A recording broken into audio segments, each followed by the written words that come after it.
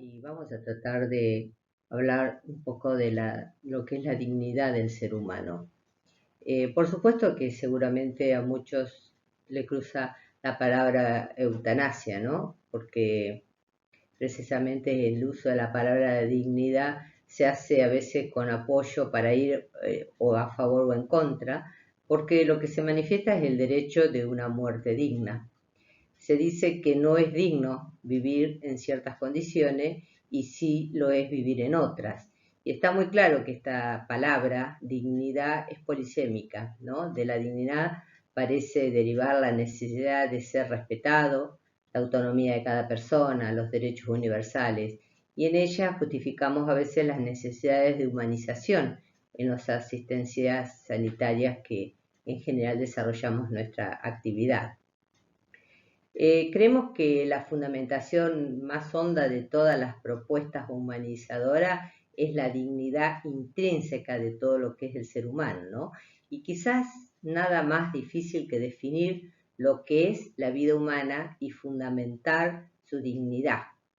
No resulta fácil hablar de dignidad cuando el mismo diccionario nos presenta algunas acepciones tan dispares para la reflexión, que está relacionada con el merecimiento, ¿no? Que merece algo en sentido favor o adverso, y lo relaciona con la naturaleza de la persona o de las cosas correspondientes, proporcionando al mérito y condición de una persona. Cuando exploramos el significado de la dignidad humana como fundamento de la humanización del mundo, de la salud y de la enfermedad, es lo que evocamos cuando hablamos a veces de la promoción de una muerte digna. La misma asociación más conocida que trabaja con la promoción de legalizar algunas instituciones, ¿no? De cómo uno puede elegir morir. Y más allá de las diferencias que hay en el diccionario de la Real Academia, presenta hoy el término dignidad, designa en latín lo que es estimado o considerado por sí mismo, no como derivado de algo de otro. Y cuando se aplica la palabra a la persona, se la está considerando como fin en sí misma, como primer criterio de contrastación para la valoración ética de los fines que uno percibe. Y una de las expresiones más célebres en este sentido aparece en una de las formulaciones del imperativo categórico kantiano: actúa de tal modo que trates a la humanidad, tanto en tu persona como en la persona del otro, no como un mero medio, sino siempre y al mismo tiempo como fin. La dignidad humana, como comparten numerosos autores, significa el valor interno, insustituible, que le corresponde al ser humano en razón de su ser, no por cierto resentimiento que sea capaz de presentar, sino por ser un fin en sí. Y la dignidad, tal como es un atributo de la persona, posee dimensiones, ya sean sociales, colectivas, en el sentido que se va acompañada de la necesidad que las demás personas y la comunidad en la que vive el individuo, porque cada una tiene costumbres diferentes, y se integra y se respeta su libertad y sus derechos. Hay una nota de Emilian Pauler, dice: la palabra dignidad admite al menos dos acepciones: como forma de comportarse, portarse digna o indignamente, y como superioridad e importancia de un ser independiente de su comportamiento. Y ciertamente estas acepciones complementarias, porque una persona se va a comportar dignamente cuando su conducta se aduce a la condición superior suya y la del destinatario en su relación. De lo contrario, el trato será inhumano. Y a veces pensamos inmediatamente que en el concepto de dignidad es universal, es válido para todos. Pero hay un autor, Pesser, que convierte y tiene en cuenta las dificultades que se presentan en esta pluralidad de manifestaciones dignas y la existencia de otras perspectivas desde lo que se manifiesta la necesidad del respeto. Y así podemos tomar en consideración la dignidad individual, la del género humano, la del individuo como sí mismo, y la del individuo, que debe respetar y reconocer al otro, la del Estado, también debe reconocer a los ciudadanos. Y una de las dificultades concretas que se experimenta, sobre todo en las personas que se encuentran muy vulnerables y en situación límite, y que nos hace reflexionar, cuando la dignidad parece estar escondida entre las imposiciones efectivas de ejercer las características y las especificaciones humanas. Y está en la identificación de tal dignidad y de su origen. En el fondo, en numerosas ocasiones, tras la toma de decisión y de los estilos en relación interpersonal de ayuda, así como también en la elaboración de algunos programas de integración que difieren de lo colectivo con el ciudadano, que es más frágil, y hay algunas preguntas que hay que siempre hacerse. ¿Es siempre la persona o lo que nos presentan como figura a mano ante los ojos o ante un determinado aparato digna de ser respetada y cuidada sin límite? Y las preguntas formuladas siempre hay que manejarlas desde la complejidad. Quizás contienen atrás de esto muchos elementos muchos más complejos que los que uno cree. ¿En qué consiste la dignidad? La dignidad es la diferencia de ideología, de la cultura, del respeto, y aparece como los principios evidentes y fundamentales, pero si ante una realidad cuya fundamentación ningún esfuerzo necesita racionalmente exigencia en ese sentido, en este mundo, es obvio que sin conservar el valor de la vida, considerada como digna de ser respetada, no hay otra posibilidad de convivencia y armonía entre los hombres. Hay un autor, López Acipeter, que sin condenar con énfasis todo atentado injusto contra este bien primario de la existencia, no es posible ningún tipo de relación humana que resulte inútil todas las demás exigencias y obligaciones si esta falta en el presupuesto primario y fundamental.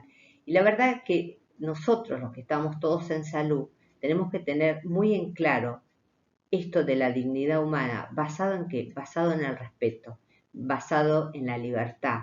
Hay muchos autores que consideran como actuación moral, racional y fundamentan su pensamiento. Pero se dice que la dignidad procede de la capacidad de la persona de dirigirse por sí misma hacia el bien y de su aptitud para autodeterminarse, y que está por encima de cualquier circunstancia externa o personal.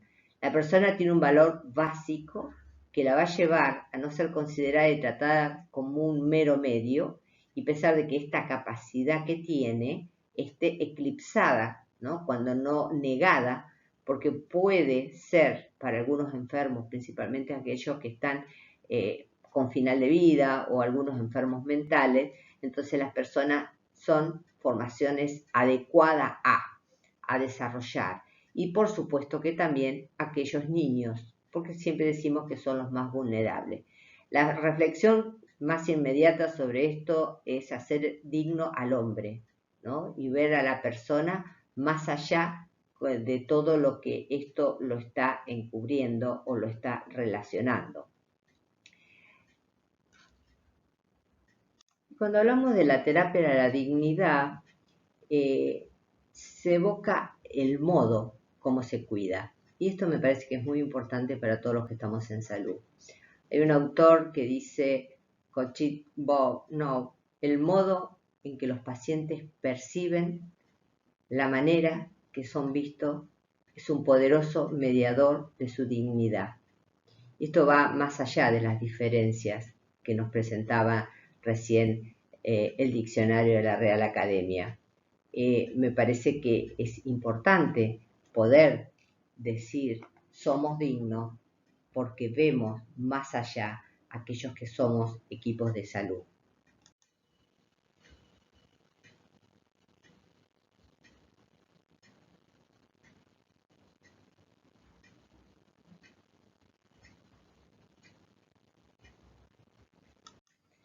Si volvemos a pensar en la reflexión que venimos viendo que para ser digno al hombre es necesario ver a la persona por encima de los demás seres en virtud de su racionalidad, lo cual va a determinar a su vez cuál sociabilidad es, su libertad, su responsabilidad y sus dimensiones trascendentales. Dicen que razón, amor y voluntad son perfecciones, son facultades extremas, supremas, que constituyen la esencia absoluta del hombre en cuanto hombre y el fin de su existencia. Entonces el hombre existe para conocer, para amar y para querer. El problema surge, una vez más, cuando el individuo no es capaz de poder desarrollar estas facultades tan importantes que le distinguen del resto de los otros seres vivos y los confieren la particular dignidad que calificamos de humana. Si lo peculiar de la vida humana es ser estrictamente biográfico, en su sentido más literal y escrito se relata por el propio sujeto que la vive, por contraposición al vivir meramente biológico. Entonces ahí encontramos dificultades a la hora de defender la dignidad del individuo, ya sea individual o colectivo, porque su vida no es posible que sea escrita y relatada por el propio sujeto que la vive. Quizás habría que considerar entonces que la dignidad humana, más allá del reconocimiento de ser criatura, desde una visión religiosa, se escribe, se construye también, o dicho de otro modo, que la dignidad que quiera no es capaz de gobernarse por sí misma, está también en la dignidad con que los seres humanos tienen y ven las condiciones y ven también las carencias. Quizás la gloria de las personas no se escribe solo cuando el individuo es capaz de pensar, de decidir y amar como una facultad extrema, suprema, sino también cuando un semejante piensa en el qué y el por qué no es capaz de hacerlo por sí mismo y decide para y por aquel que no es autónomo psicológicamente, moralmente, y ama a aquel que sí es bien consistentemente, no es sujeto de afecto, es destinatario del amor, amabilidad por sí mismo, semejanza, aunque hubiese reducido a la biología el amante y su potencialidad, ¿no? En esto de educar.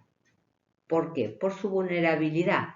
Yo siempre digo, ¿no? Los más vulnerables son los niños y los ancianos en esta comunidad hoy en día. Pero cuando venimos apuntando, nos lleva de manera progresiva, una vez más, a considerar que la dignidad está en estrecha relación con su condición de vulnerabilidad. Y una vez más, acudimos a la llamada ética de la fragilidad. El hombre lábil expresa de manera precisa la naturaleza de la realidad humana y fundamenta una ética humanizadora a partir de la comprensión de las personas como vulnerable, débil, que pertenecen a una comunidad humana capaz de hacerles ser y subsistir.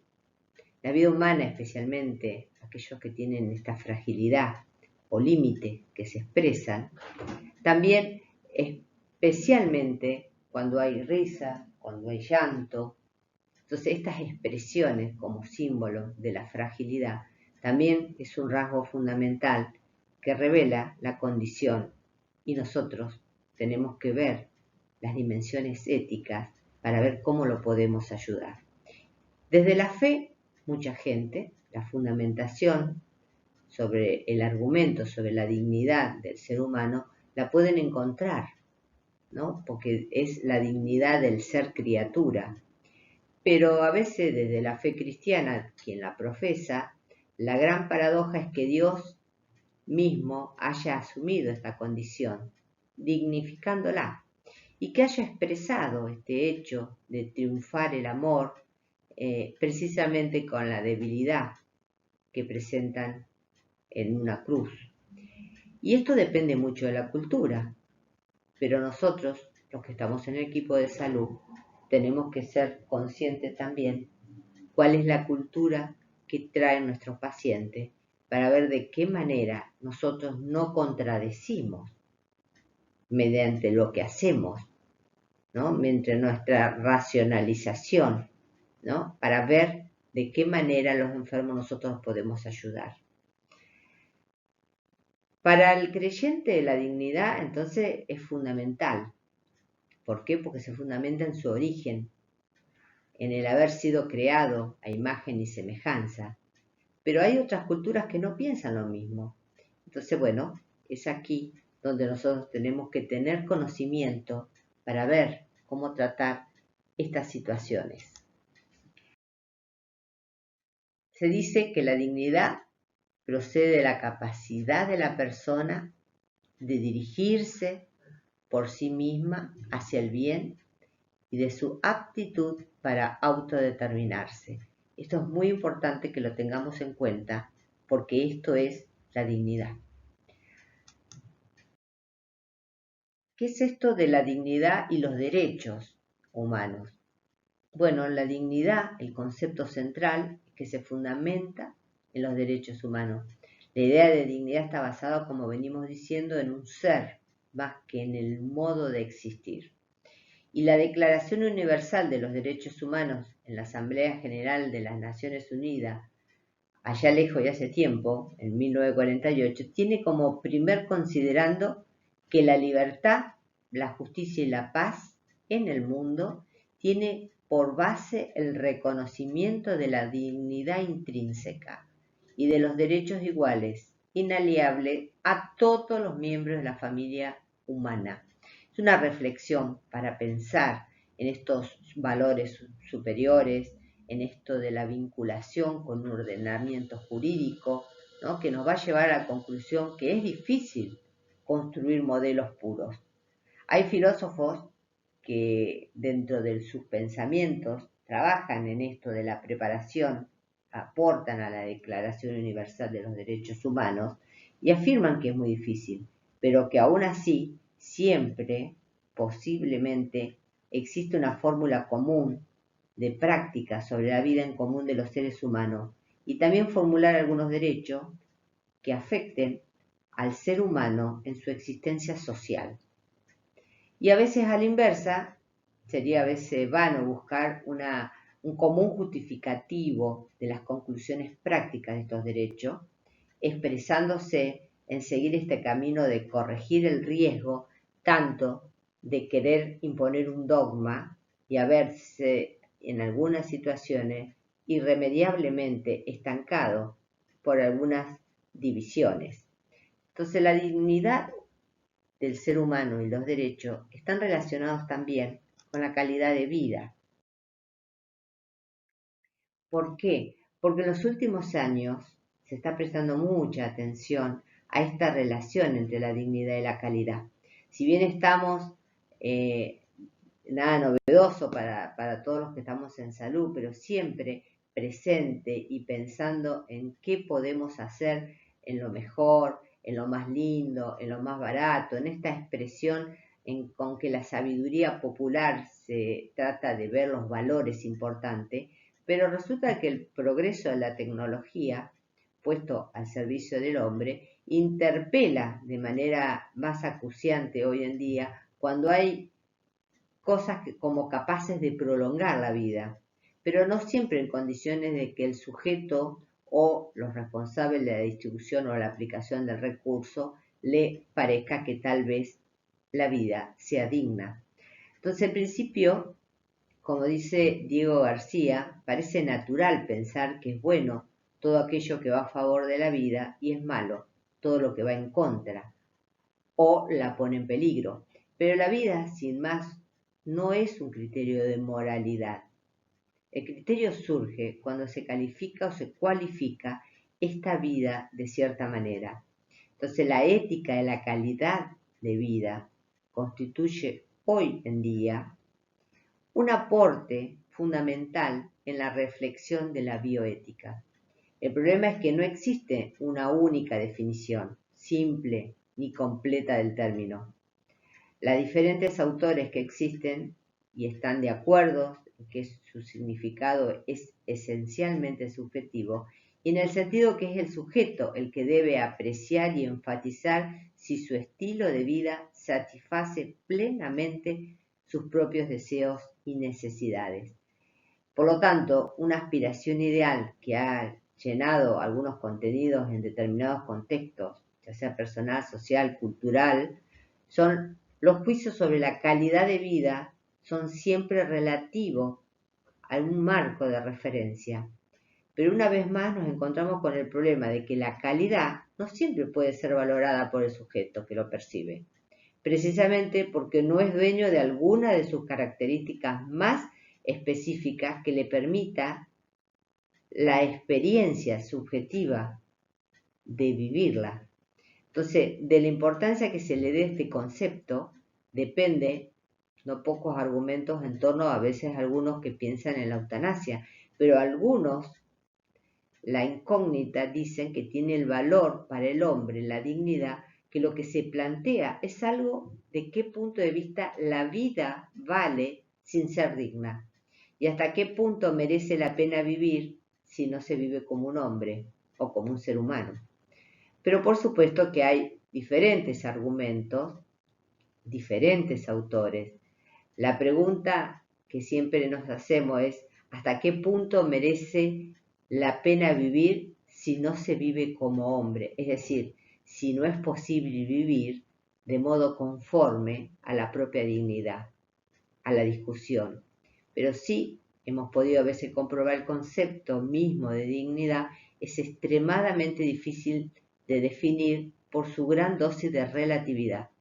Y estas mismas dificultades y riesgos que a veces se nos plantean, o a veces se producen rupturas, a veces falta de adecuación entre la vida y la dignidad, y esto también de tomar decisiones, ¿no? Claro está que para el desarrollo integral no es suficiente un desarrollo económico si no se entiende a las otras condiciones de las personas. ¿Y por qué decimos esto?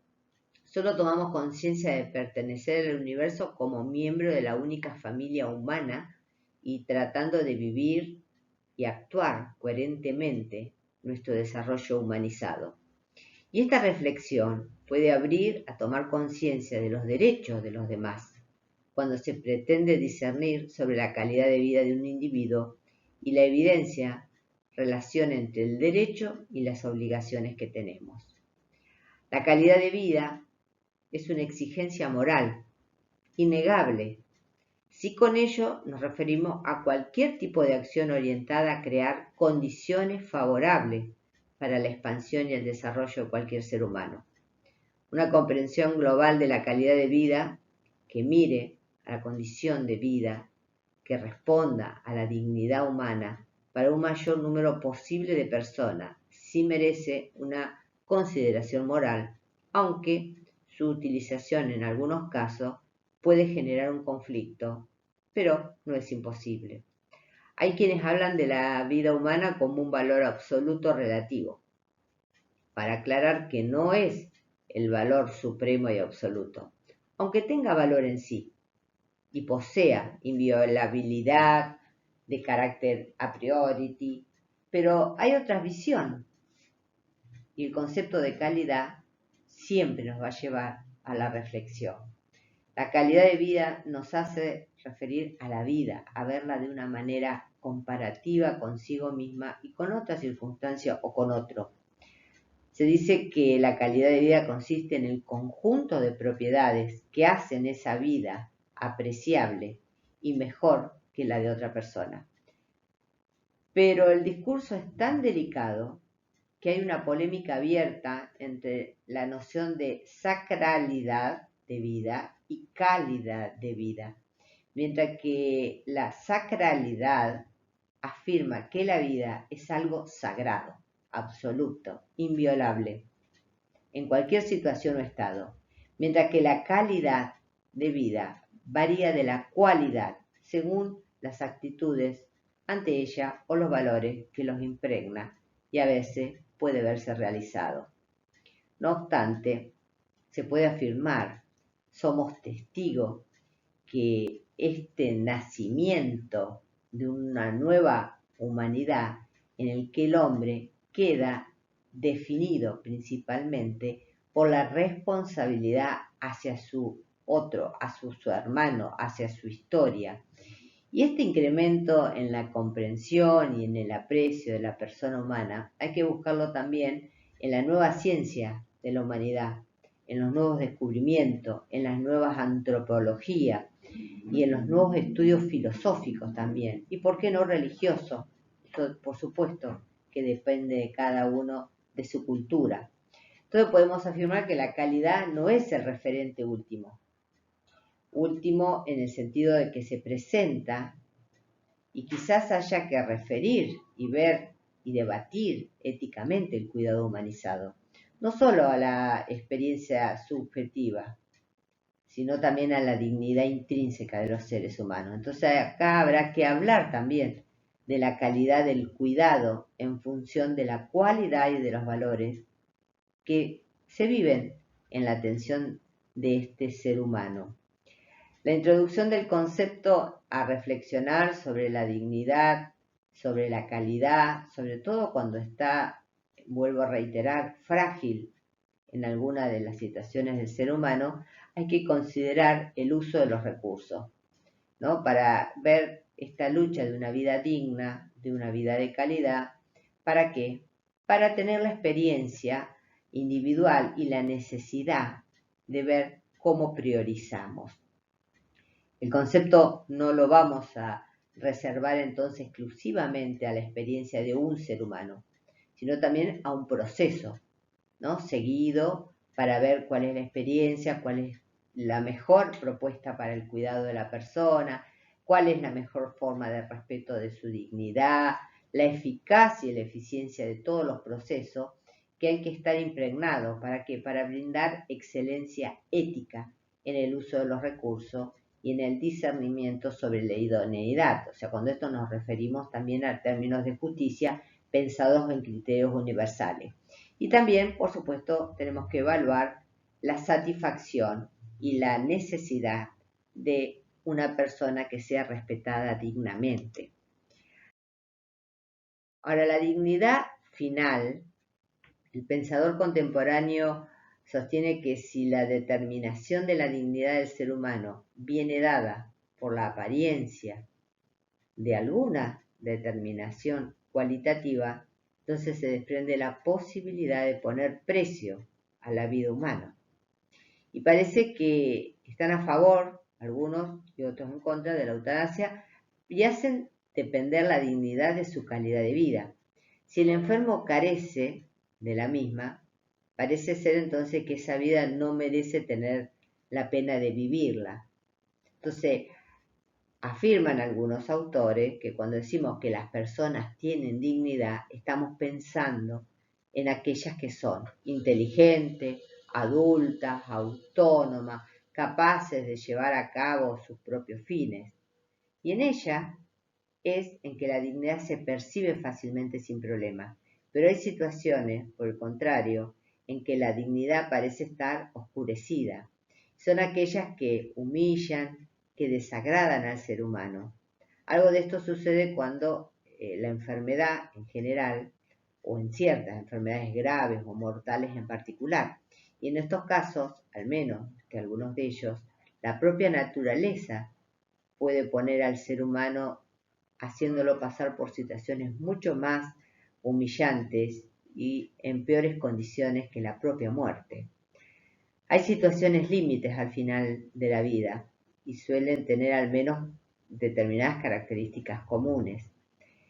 El carácter irreversible de la situación, al menos dentro del límite del diagnóstico certero, la cercanía a la muerte, que constituye un horizonte más próximo o probable, y por último la degradación biológica, fisiológica y por supuesto también psicológica del paciente que se encuentra, según inmerso en una vida indigna. La degradación de estas circunstancias que rodean la vida del paciente puede plantearse como una circunstancia más profunda, que establece también una línea divisoria entre lo partidario de los que piensan que la eutanasia y la provida, Y acá nos referimos a la dignidad de la vida del ser humano y al hecho de su posible pérdida por razón de la enfermedad o a veces por ancianidad. Entonces, la pregunta es, ¿se puede perder la dignidad como consecuencia del sufrimiento, la debilidad, la dependencia del otro, el deterioro o la enfermedad terminal?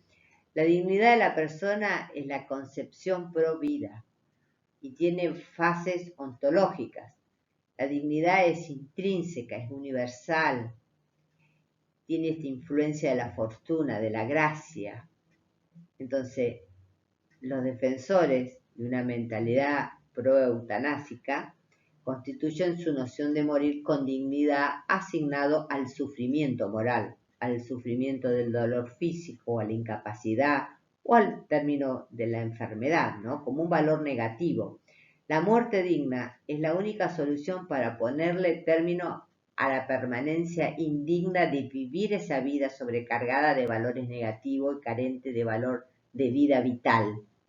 Y la dignidad, como valor intrínseco de la persona, es universal y es la influencia externa inmune, de tal manera que exige la igualdad y no la discriminación entre las personas. Sin embargo, la dignidad como valor tiene que ver con las condiciones a veces sociales y económicas y también físicas. Y esta acepción revela también la calidad de vida de las personas, que pueden ser excelentes o degradantes, pero nunca indigna. El uso de la palabra dignidad para referirse a los valores intrínsecos de las personas y la circunstancia extrínseca, en particular, no extrañaría ninguna contradicción. El uso de un término polisémico como es este, utilizado con significados distintos en cada caso, el problema reside no en el término, sino en la justificación que le pretenden dar. Y así el derecho a morir con dignidad se invoca como un derecho que garantiza la posibilidad de vivir y de morir con la inherente dignidad de un ser humano, como recurso para liberar la agonía, para vivir un estado emocional o psicológico, el decaimiento biológico, el no valerse por sí mismo, ¿no? Entonces, en todos casos, dan un paso más adelante para ver cómo podemos hacer estos valores, ya sean relativos o subjetivos a la dignidad humana, para ver qué es lo que lo lleva a este paciente en este estado terminal, pero siempre con dimensiones éticas y legales. Entonces el término dignidad es en principio bien una expresión valorativa, bien una indicación de ser digno, de algo que se merece, como una expresión en general, y de ahí, para no entrar en cosas emotivistas, cae en cuenta a que se tiene que decir qué es lo que promueve el derecho a morir con dignidad. Y aquí es donde vamos a tratar de ver y de conocer cuáles son estas propuestas. Conocer si lo que quiere, cuál es la verdad, cuál es el diagnóstico, cuál es el tratamiento, cuáles son los riesgos, cuáles son los beneficios. Somos seres libres, pero yo quiero saber si el otro quiere saber.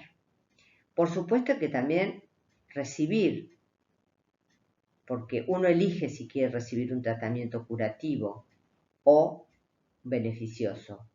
O también rechazar, porque puede elegir desde su libertad. También recibir si desea los cuidados necesarios para vivir confortable en este proceso de una enfermedad terminal o en muerte. Y si lo desea, el tratamiento correcto del dolor físico, aliviar el dolor psicológico y el apoyo espiritual siempre es muy útil, depende de sus creencias. Entonces, vivir el proceso de la enfermedad y la muerte de un familiar así hace que la demanda que requiere en esto de recibir apoyo psicosocial es muy importante, ya sea para el paciente como también para la familia.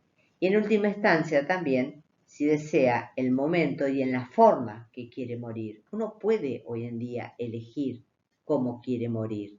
Pero bueno, a esto hace referencia Adela Cortina, dice, si no buscamos solo el decoro, sino la posibilidad de elegir el momento y en la forma que yo quiero, esta es la gran diferencia que hablamos cuando decimos la dignidad del ser humano.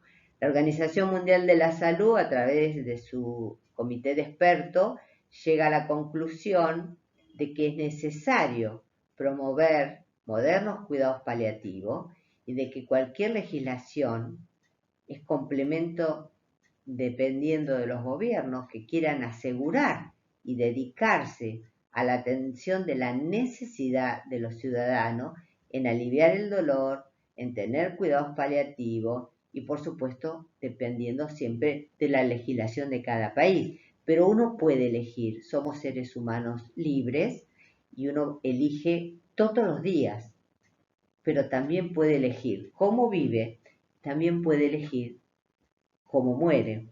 Entonces acá entramos en esto que hablamos de todo lo que es la dignidad, pero también todo lo que estamos hablando de la calidad. Muchísimas gracias y espero que sea de utilidad.